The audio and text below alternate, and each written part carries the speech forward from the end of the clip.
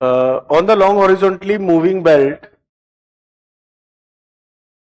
a child runs to and fro with the speed of 9 km per hour with respect to the belt between his father and mother located 50 meter apart on the moving belt.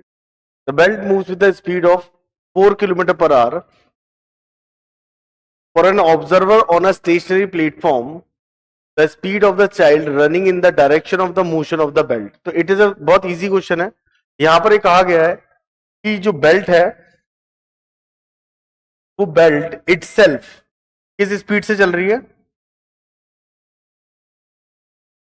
Belt जो है 4 kilometre, ये हम belt मान लेते हैं, और इसकी जो खुद की स्पीड है वो है 4 किलोमीटर पर आवर.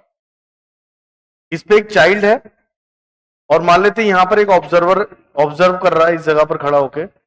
ये बेल्ट पे अगर ये बच्चा यानी कि चाइल्ड खड़ा भी होता है तो भी इसकी स्पीड 4 किलोमीटर पर आवर होगी इस ऑब्जर्वर के रेस्पेक्ट में. लेकिन ये इस बेल्ट के ऊपर चल रहा है किस स्पीड से, 9 किलोमीटर पर आवर से. किससे चल रहा है, 9. ये विद रेस्पेक्ट टू बेल्ट, यानी बेल्ट के ऊपर इसकी स्पीड कितनी है, तो वेलोसिटी ऑफ चाइल्ड कितनी है, 9 किलोमीटर पर आवर. अब यहां बोला जा रहा है for the observer on the stationary platform the speed of the child running in the direction of motion of the belt. तो ऑब्जर्वर के रेस्पेक्ट में देखा जाए अगर ये रुका भी होगा तो भी 4 की स्पीड से आगे जा रहा है क्योंकि बेल्ट तो चल ही रही है, लेकिन बच्चा भी चल रहा है 9 किलोमीटर पर आवर से. इसका मतलब अगर वो 1 घंटे तक चले तो बेल्ट उसे 4 किलोमीटर तो चला ही देगी, 9 किलोमीटर खुद भी चल लेगा, यानी टोटल जो 13 किलोमीटर घंटे में वो चलेगा. तो यहां पर हम इजीली कह सकते हैं the speed of the child is 13 kilometre per hour. क्या आंसर आ जाएगा इसका, velocity can be written as 4 + 9 13 kilometre per our.